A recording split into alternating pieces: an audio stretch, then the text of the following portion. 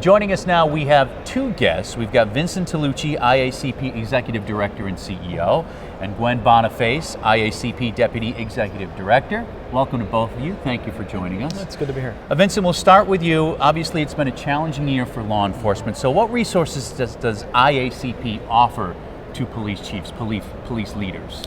The best resource that we offer is our 25,000 members in about 120 countries around the globe.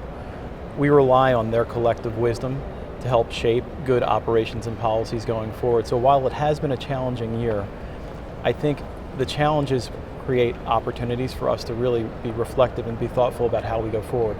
The ability to have our members network amongst themselves and share leading practices, I think provides a real opportunity for us to build out advocacy research and programs that the members want and need. And Gwen, I'd imagine you would agree, conferences like this, as Vincent mentioned, being able to network with your fellow chiefs and other law enforcement officials really helps, goes a long way. This is a world-renowned conference. I came to here as a delegate many years before came into this position, and you look forward to this every year because of that networking opportunity and the great workshops that are provided.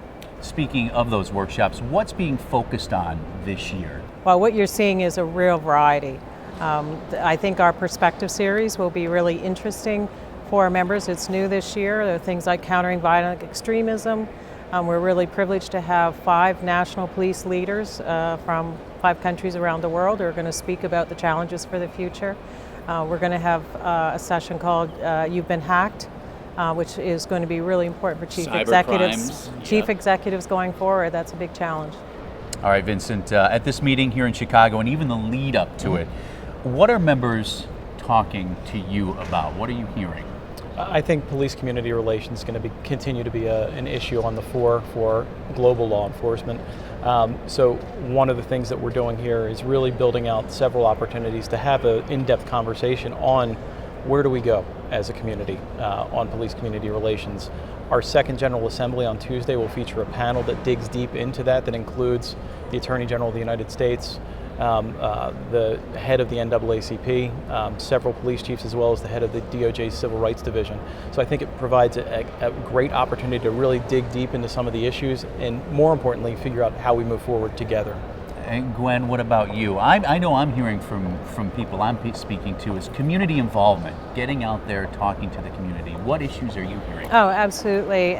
Really the engagement issue. I think you've hit the nail right in the head. It's the community engagement, how you work with the community and how you bring the community along in terms of providing safety for them is, I think, the number one issue. And it doesn't matter whether it's in the United States or elsewhere in the world. It's a continuing issue and a continuing effort for police leaders. And expounding on that, what are the goals of the IACP in this next coming year?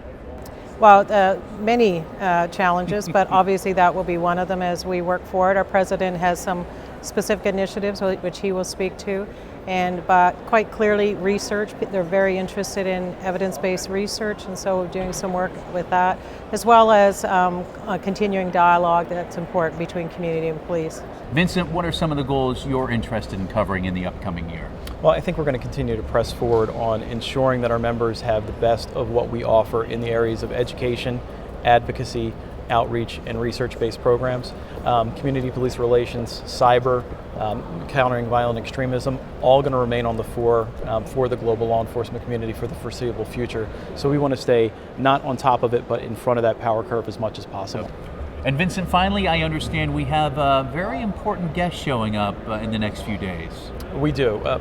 We have a lot of important guests all week, but we are very happy to have the President of the United States speaking to the IACP conference for the first time in 21 years. Wow. That presentation will be on Tuesday. We're still working through specific timeframes, so I would encourage people to keep an eye on their app, keep an eye on their email for more information on when and where they can come see the President of the United States talk about a host of issues. My guess is including police community relations. I'm guessing that's going to be a standing room only presentation.